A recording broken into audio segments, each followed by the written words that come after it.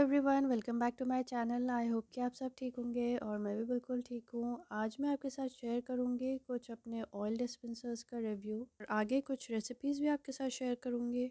Sorry, ये vlog थोड़ा late हो गया है क्योंकि बच्चों की तबीयत ठीक नहीं थी, उन्हें कोल्ड हो रहा है तो उनके स्कूल भी मुझे मिस कराना पड़ रहा है। तो अब होपफुली मैं रेगुलरली पोस्ट करने की कोशिश करूँगी। तो सबसे पहले मैं अपने नए वाले ऑयल डिस्पेंसर्स का रिव्यू शेयर कर रही हूँ आपके साथ। ये मैंने रिसेंटली परचेज़ किया है। ये स्प्रे टाइप डिस्पेंसर है और इसकी मुझे काफ़ी ज़रूरत पड़ती है एयर फ्रायर में, और वैसे भी नॉन स्टिक पैन में भी स्प्रे करने में काफ़ी आसानी रहती है इससे। मेरे पास एक पहले भी स्प्रे बॉटल थी लेकिन उसमें ख़राबी आ गई थी, मैं आगे वो भी दिखाऊंगी आपको। मैंने ये काफ़ी ढूंढने के बाद ये लिया है। अभी तक मैंने इसमें ऑयल डालकर यूज़ तो नहीं किया है, लेकिन मैंने अभी इसे वॉश किया था तो इसमें पानी भरकर मैंने स्प्रे कर कर देखा तो काफ़ी अच्छे से स्प्रे हो रहा है। और सबसे अच्छी बात है कि इसकी ग्रिप बहुत अच्छी है, इसका जो डिज़ाइन है वो बहुत ईज़िली होल्डेबल है। इसमें कहीं भी हाथ से फिसलने का डर नहीं है। इसका स्प्रे बटन भी इजी टू प्रेस है। देखिए कितने अच्छे से ये प्रॉपर्ली स्प्रे कर रहा है। इसका ऊपर का सिस्टम प्लास्टिक का है और इसकी बॉटल जो है ग्लास की है, वो भी स्ट्रेट टाइप बॉटल है तो काफ़ी पकड़ने में आसानी हो रही है इसमें। जो मेरा पहले वाली स्प्रे बॉटल थी वो ऐसी नहीं थी तो उसमें परेशानी होती थी पकड़ने में, इसलिए मुझे ये बहुत अच्छा लगा है। अभी इसमें मैंने ऑयल तो नहीं डाला है लेकिन होपफुली ऑयल डालकर भी अच्छा ही चलेगा। अगर कुछ ख़राबी हुई तो वो भी मैं आपके साथ शेयर करूँगी, वरना मुझे लग रहा है कि ये काफ़ी अच्छा रहेगा। स्प्रे बॉटल मस्ट है ग्रिलिंग के लिए, एयर फ्रायर के लिए। इससे आराम से हर जगह ऑयल पहुंच जाता है। और आप अगर ब्रश यूज़ करेंगे तो काफ़ी बार ऐसा होता है कि ब्रश गंदा होता है और उसमें मैरिनेशन चिपक जाता है, काफ़ी मेसी भी हो जाता है। स्प्रे से आप बस थोड़ा सा ऑयल भी लगाना चाहें तो वो आराम से लगा सकते हैं। ये काफ़ी क्विक भी होता है आपको, वरना ब्रश से लगाने में थोड़ा टाइम भी ज़्यादा लगता है। और ये नेक्स्ट जो मैं अभी करंटली यूज़ कर रही हूँ ऑयल डिस्पेंसर, ये स्टील का है। जो लास्ट यूज़ कर रही थी उसमें लीक होने लगा था ऑयल, तो इसलिए मैंने वो फिर उठाकर रख दिया था।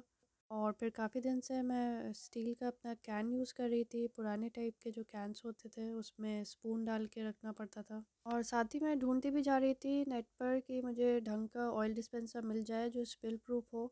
तो इस वाले ऑयल डिस्पेंसर के काफ़ी अच्छे रिव्यूज़ पड़े हुए थे और ये भी था कि ये स्पिल प्रूफ है। तो मैं ये तो नहीं कहूँगी कि 100% स्पिल प्रूफ है, लेकिन ये डेफिनेटली मेरे पुराने वाले ऑयल डिस्पेंसर से बहुत अच्छा है। उसमें तो बहुत ज़्यादा लीकेज होती थी, लेकिन इसमें इन लोगों ने ऐसा कैप बनाया हुआ है इसका कि ये टाइटली सील कर देता है, तो यहाँ से तो बिल्कुल भी लीकेज नहीं होता है। बस इसके जो स्पाउट है उसमें से थोड़ा सा बंद करते वक्त एक दो बूंद टपक जाती है तो वो इजीली क्लीन हो जाती है। ऐसा नहीं है कि बहुत ज़्यादा मेस होता हो। बहुत इजी टू होल्ड और इजी टू पोर भी है। इसका कैप आप आराम से खोल सकते हैं और हैंडल होने की वजह से स्लिप करने के भी कोई चांस नहीं है। और इसका माउथ भी वाइड है, आप आराम से इसे रिफ़िल भी कर सकते हैं। इससे ऑयल पोर करना भी बहुत आसान है। इसका स्पाउट बहुत पतला सा है तो उससे बहुत ज़्यादा भी पोर नहीं होता एक साथ। को जितनी क्वांटिटी चाहिए हो आप आराम से डाल सकते हैं। और ये इजी टू क्लीन भी है, इसे धोने में कोई मुश्किल नहीं होती क्योंकि अंदर तक हाथ पहुंच सकता है आपका। और ब्रेक होने के भी कोई चांस नहीं क्योंकि स्टील बॉटल है इसकी। ना ग्लास बॉटल्स के भी काफ़ी सारे ऑप्शंस होते हैं, लेकिन मुझे रेगुलर यूज़ के लिए स्टील ही सही लगता है। और इसकी फिनिशिंग भी काफ़ी स्मूथ है, कोई रफ़ एजेस नहीं है। इन सारे डिस्पेंसर्स की मैं लिंक शेयर कर दूँगी, आपको चेक करना हो तो डिस्क्रिप्शन बॉक्स में जाकर देख सकते हैं। और ये मेरा पुराना स्टील का डिस्पेंसर है, इसे मैंने तकरीबन 1 साल पहले लिया था और ये कुछ दिनों में ही लीक करने लगा था। और इसका ये कैप भी खोलने का थोड़ा टाइट है, काफ़ी मुश्किल से खोलना पड़ता है। वैसे तो स्पाउट इसका पतला था, कोई उसमें पोरिंग में परेशानी नहीं थी, लेकिन इसका जो कैप है ये ऊपर से ऐसे दबाकर बंद करना पड़ता है। इसमें मतलब कोई चूड़ी नहीं है सील करने के लिए, तो इसलिए शायद ये लीक करने लगा। और मेरा ऑयल बहुत जल्दी ख़त्म हो जाता था क्योंकि जितना मैं पोर करती थी उतना ही तकरीबन फिर इसमें से लीक कर जाता था जब मैं इसे वापस रखती थी। वैसे तो ये काफ़ी बड़ी बॉटल थी, इसकी 1000 ml का है और ग्रिप भी इसकी ठीक ठाक है, बस पूरा ऐसे पकड़ना पड़ता है बॉटल की तरह। अब मैं सोच रही हूँ इसे किसी और चीज़ में यूज़ में लाऊंगी, कुछ दालें रख लूँगी और कोई छोटे फूड आइटम्स जो इसके स्पाउट में से ईज़िली निकल सकें। लेकिन उससे पहले मुझे इसका ये ढक्कन काफ़ी अच्छे से धोना पड़ेगा। मैंने जब कर ये धो के रखा है लेकिन तब भी ये थोड़ा चिपचिप हो रहा है, तो इसलिए ऑयल के लिए तो वो स्ट्रिक्ट नो हो गया है मेरे लिए। और ये है मेरी पुरानी ऑयल स्प्रे बॉटल जो मैंने अराउंड 1 साल पहले ही ली थी। और ये बहुत कम दिन ही मैं यूज़ कर पाई क्योंकि सबसे पहले तो इसका ऊपर का कैप निकल गया और इसकी ग्रिप बिल्कुल भी अच्छी नहीं है। इसका ये राउंड बल्ब टाइप जो शेप है तो ये हाथ में बिल्कुल भी आता नहीं है। आप पकड़ तो लो हाथ में, उसके बाद आप फिर एक फिंगर से इसको प्रेस नहीं कर सकते इसके स्प्रे को। इवेंचुअली आपको दोनों हाथ यूज़ करने पड़ते हैं, एक हाथ से पकड़ो और एक हाथ से स्प्रे करो। देखिए अब ऐसा हो गया, इसके ऊपर का जो कैप था बड़ा सा वो निकल गया, अपने आप ही वो स्लाइड आउट करने लगा। और मुझे लगा कि खाली ये ऐसे यूज़ करने में भी आसानी होगी, लेकिन फिर भी ये ग्रिप में नहीं आ रहा था, इसलिए अब ये बेकार ही रखी है मेरी बॉटल। सोच रही हूँ इसमें कोई प्लांट्स ही लगा लूँगी। इसका जो बेसिक पर्पस है एक हाथ से पकड़कर स्प्रे करना, वो बिल्कुल भी इससे मीट नहीं होता है। तो स्प्रे बॉटल लेने से पहले आप ये ज़रूर देखें कि उसका शेप कैसा है, ईज़िली ग्रिप में आ रहा है या नहीं। तो अब मैं आपके साथ शेयर कर रही हूँ एक अपनी यूनिक रेसिपी। ये मैंने बोनलेस चिकन ले लिया था, इसे बस मैं ऑयल में डालकर फ्राई कर रही हूँ क्योंकि मैरिनेट करने का टाइम नहीं था, तो मैंने ये क्विक वाली रेसिपी बनाई है। पहले बस ऑयल में चिकन डालकर फ्राई किया अच्छे से, जब वाइट हो गया है तब मैंने इसमें स्पाइसेस डाले हैं सारे। इसकी रेसिपी मैं शॉर्ट्स में शेयर कर चुकी हूँ। इसमें बस मैंने ब्लैक पेपर डाला था, चिकन टिक्का मसाला डाला, गार्लिक पाउडर, जिंजर पाउडर, थोड़ा सा सिनेमन पाउडर और नमक डाला था। और फिर बस ढककर अच्छे से पका लिया था। इसमें पानी डालने की ज़रूरत नहीं पड़ी क्योंकि चिकन ने ही अपना पानी छोड़ दिया था काफ़ी। फिर जब वो डन हो गया था तब मैंने खोल कर अच्छे से फ्राई कर लिया था। काफ़ी क्विक बन जाने वाली रेसिपी है। तो इस वक्त मुझे डिनर में कुछ समझ में नहीं आ रहा था बनाने का, तो मैंने देखा मेरे पास सब ब्रेड पड़ी हुई थी और सैलड में लगाने वाला सामान भी था, तो मैंने सोचा कि इस बार ये यूनिक सी रेसिपी बना लेती हूँ अपनी। और ये फ्राइडे का क्लिप है, मैंने आलू भी बॉईल कर लिए थे। जब मुझे कुछ समझ में नहीं आ रहा होता है तो मैं आलू को बॉईल करके रख लेती हूँ कि एटलीस्ट अगर कुछ और नहीं समझ में आएगा तो कुछ आलू का ही बन जाएगा। इस वक्त मुझे ये सैंडविच का आइडिया आ गया था, तो मैंने फिर आलू छील कर बस फ्रिज में रख दिए थे। मैं अक्सर बॉइल्ड आलू रखती हूँ फ्रिज में। इससे आप काफ़ी क्विक रेसिपीज़ बना सकते हैं कुछ भी। जैसे एयर टाइट कंटेनर में रखने से आराम से 4-5 दिन आप रख सकते हैं फ्रिज में। आजकल मुझे फ्रिज खोलने में बहुत अच्छा लग रहा है क्योंकि मैंने ऑर्गेनाइज़ किया हुआ है और सब साफ़ सुथरा हो रहा है। अगर आपने मेरा फ्रिज ऑर्गेनाइजेशन वीडियो नहीं देखा है तो मैं लिंक डिस्क्रिप्शन बॉक्स में शेयर कर दूँगी, आप देख सकते हैं वहाँ से। तो ये देखिए यम्मी सा फ्लेवरफुल चिकन बनकर तैयार हुआ था और विदाउट मैरिनेशन भी इसमें काफ़ी अच्छा फ्लेवर आ गया था। ये मैंने लेटस के पत्ते मंगाए रखे थे, तो मैं इन्हें अच्छे से पानी में डालकर धो रही हूँ वार्म पानी से।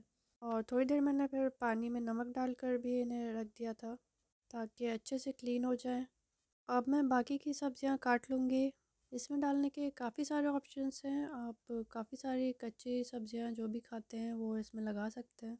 इस वक्त मेरे पास खीरा नहीं था वरना मैं वो भी ज़रूर लगाती। तो अभी मैं टमाटर, प्याज और ये पत्ता लगाऊंगी और ऑलिव्स रखे मेरे पास। और वीकेंड पर फिर से मेरे हस्बैंड ने ये सैंडविच बनाया था, तो उन्होंने उसमें गाजर भी डाल दी थी, शलजम भी डाल दिया था, तो तब भी कुछ भी बुरा नहीं लग रहा था। तो इसलिए काफ़ी सारे ऑप्शंस हैं डालने के लिए, आपके पास जो भी अवेलेबल हो आपको अच्छा लगता हो वो इसमें लगा सकते हैं। और ये ऑलिव का सब था मेरे पास, तो ये काफ़ी मज़ेदार है। ब्लैक ऑलिव्स चिपके भी हुए हैं ऊपर से। तो प्याज को काट कर मैंने उसमें थोड़ा सा एप्पल साइडर विनेगर डाल दिया था और सब्ज़ को मैं अब गरम कर लूँगी तवा पर थोड़ा सा घी लगाकर। और इन पर बस मैंने मस्टर्ड लगाया है और वेज सैंडविच मेयोनेज़ लगाई है।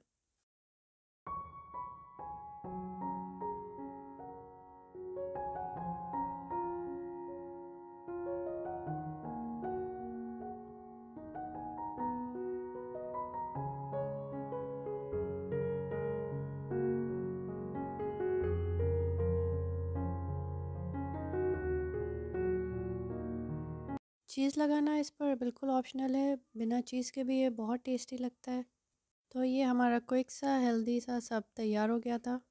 और आजकल हम लोग वीकेंड्स पे यही कर रहे हैं, जो भी खाने का मन होता है वो घर में ही बना लेते हैं वीकेंड्स पे। वरना अक्सर यही होता है कि या तो कहीं बाहर जाते हैं तो वहीं खा लेते हैं, या फिर घर पर ऑर्डर करके मंगाते हैं खाना। तो आजकल हम लोग ऑर्डर करने के बजाय ये कर रहे हैं, बच्चे जो भी फरमाइश करते हैं हम लोग घर में बना कर दे रहे हैं। और ये पिज़्ज़ा बर्गर बनाना कोई मुश्किल काम नहीं है, बहुत आसानी से बन जाता है। बस बन्स होने चाहिए और पिज़्ज़ा बेस होना चाहिए। तो ये हम लोग का नाइट टाइम रूटीन है। मैंने सबके लिहाफ खोल दिए हैं और बस मच्छरदानी लगानी है।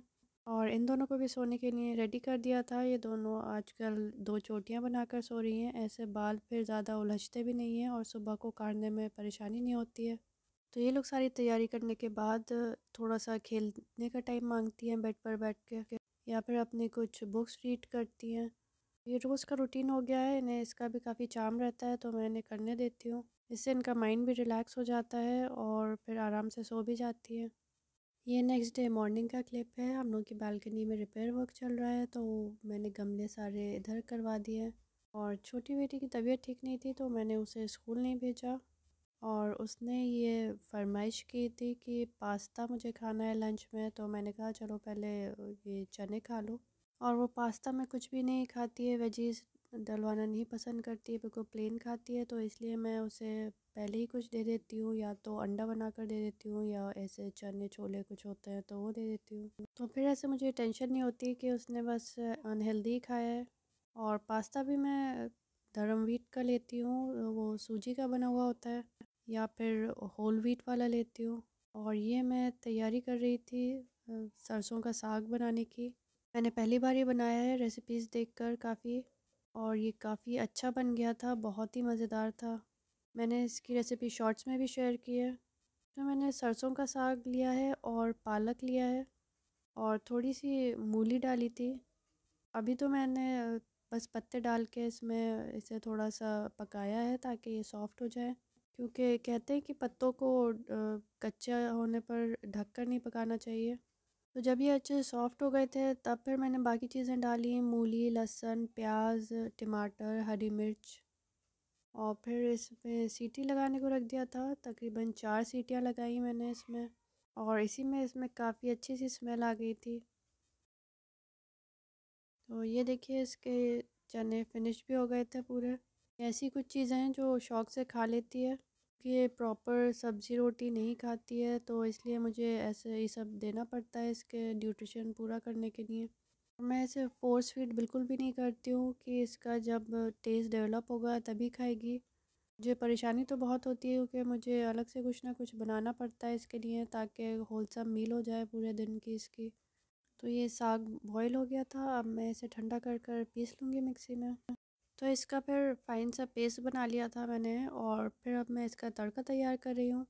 मैंने ये तेल और घी लिया है और इसमें ज़ीरा लहसुन डाला पहले, फिर प्याज डाली और टमाटर डाल के फ्राई किया, फिर उसके बाद ये साग का पेस्ट डाल दिया था और उसे अच्छे से पका लिया था। फिर एक और फाइनल तड़का लगेगा, वो मैं बिल्कुल एंड में लगाऊंगी खाने से जस्ट पहले। अभी मैं मक्के का आटा गूंदूंगी। मैं ये भी पहली बार ही बना रही हूँ, मैंने कभी मक्के की रोटी नहीं बनाई है, तो मैं इसमें होल व्हीट फ्लावर भी मिक्स कर रही हूँ। एक्चुअली होल व्हीट फ्लावर नहीं है, आजकल मैं मल्टीग्रेन आटा यूज़ कर रही हूँ, तो इसमें भी सारे ग्रेन्स हैं। मैंने 1 कप मक्के का आटा लिया और आधा कप अपना मल्टीग्रेन आटा लिया है, और उसे अच्छे से मिक्स कर लूँगी। और फिर बस इसे वार्म पानी से गूँदूँगी। इसका अच्छे से सॉफ्ट सा आटा बनाना है, और नॉर्मल आटा मिलाने से फिर इसकी रोटी फटती नहीं है और आराम से बन जाती है। तो अगर आप बिगनर हैं तो आटा मिलाकर ही गूँधें। और मक्की का टेस्ट वैसे फिर भी आता है काफ़ी, और वो उतनी ही अच्छी लगती है। तो मैंने ये थोड़ा पहले ही गूँध लिया था, इसलिए मैंने फिर इसे ज़िप-लॉक बैग में एयर टाइट करके रखा है। इसे फिर मैंने फ्रिज में रख दिया था ताकि ये ख़राब ना हो। और एयर टाइट करने के लिए मैंने स्ट्रॉ से इसमें से हवा सक कर ली थी, ताकि ये बिल्कुल टाइटली पैक्ड रहे।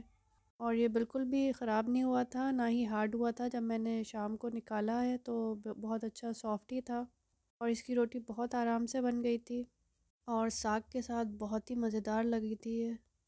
ये आटा बहुत अच्छा सॉफ्ट गूँधा था, बहुत ही अच्छे पेड़े बन रहे थे, मुझे बनाने में बहुत मज़ा आ रहा था इन्हें। देखिए रोटी भी परफेक्ट बनी है, बस थोड़ी साइड से ऐसी फटी-फटी सी दिख रही है, लेकिन इससे कोई फ़र्क नहीं पड़ता। और इस पर मैंने घी लगा कर रखा था, तो काफ़ी अच्छे से सॉफ्ट रही थी, बिल्कुल भी हार्ड नहीं हुई थी बनने के बाद।